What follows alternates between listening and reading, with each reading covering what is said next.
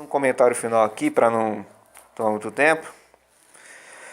Se vocês pegarem aqui os próprios dois versículos temas, ele relata sobre não endurecer o coração como no dia da provocação e no dia da tentação. Vocês percebem que eles não falam sobre endurecer o coração para aquilo que Deus fala no dia da bênção.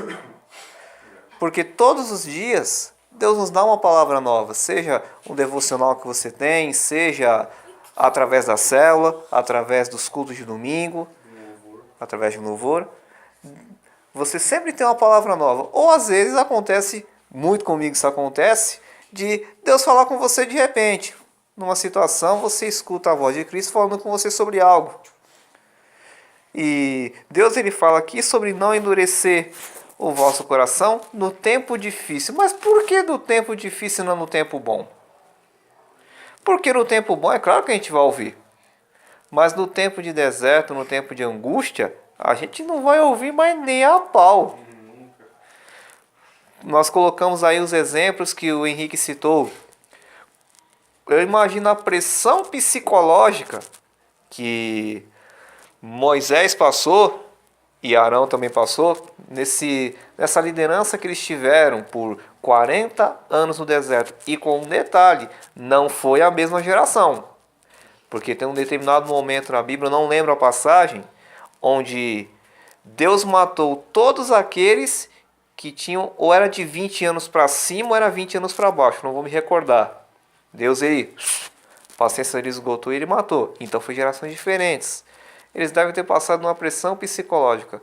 Mas por que não endurecer o coração quando Deus falar com você no tempo difícil?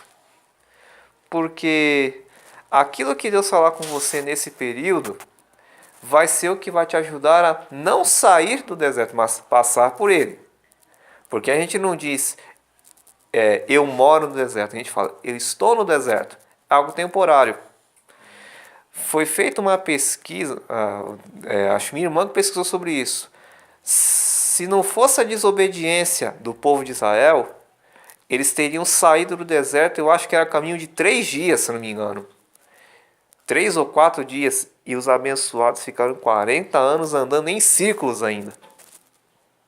Por causa da desobediência, eles atrasaram a promessa que Deus tinha para eles. Eu falei um pouquinho sobre isso semana passada, na questão de promessas. Que muitas vezes a promessa não acontece na sua vida, por quê? Ou porque não é o tempo de Deus, ou não é a vontade de Deus, ou porque você mesmo impede que essa promessa aconteça.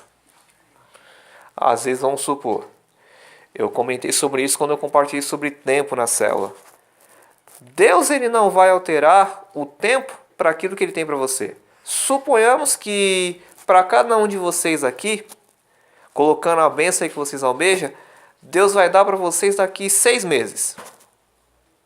Deus ele não vai mudar o tempo da promessa de vocês, ele vai mudar o foco de vocês.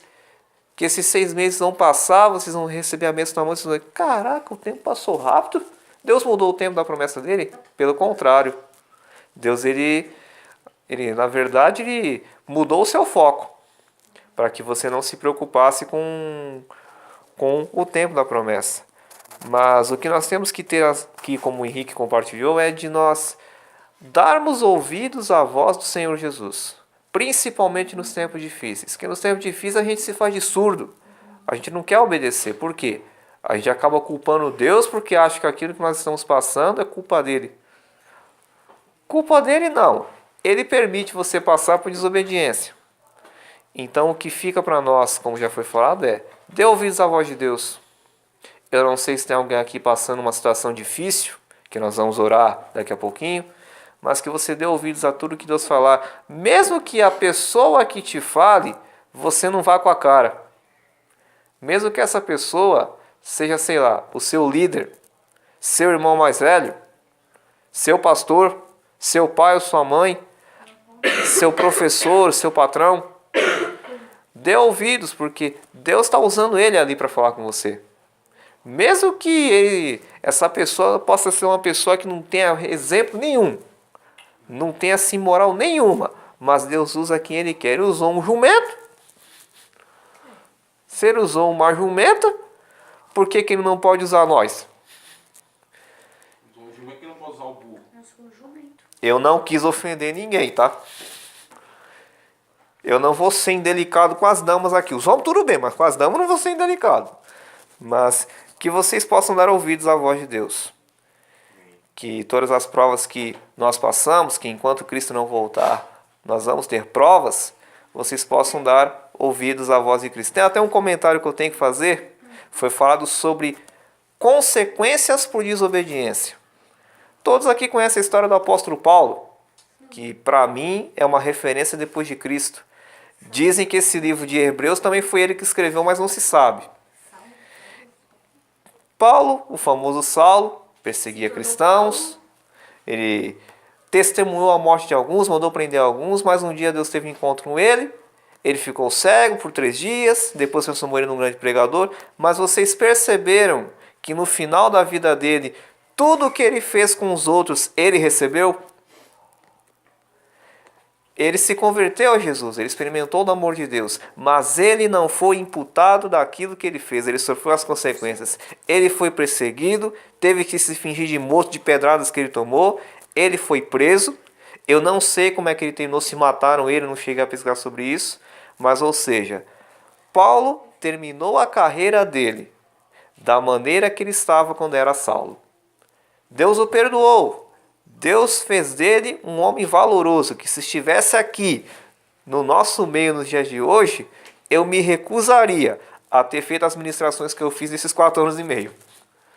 Porque a sabedoria que ele tinha, mesmo não tendo visto o Senhor pessoalmente, salvo a experiência que ele teve no caminho de Damasco, mas o que ele falava é para deixar a gente no chinelo. Mas, ou seja, mesmo ele tendo sido lavado, purificado por Deus, ele não foi impedido das consequências de tudo que ele fez antes de se converter. Ele apagou o passado de Paulo, mas não impediu as consequências. Então que nós viemos refletir. Tem até um versículo, eu acho que é Gálatas 6,7, se não me falha a memória, que é: tudo que o homem semear, isso ele vai colher. Que vocês procurem semear coisas boas. Pode o seu passado ter sido o pior da história. Ter acontecido coisas na sua vida que não é nem imprudente comentar aqui.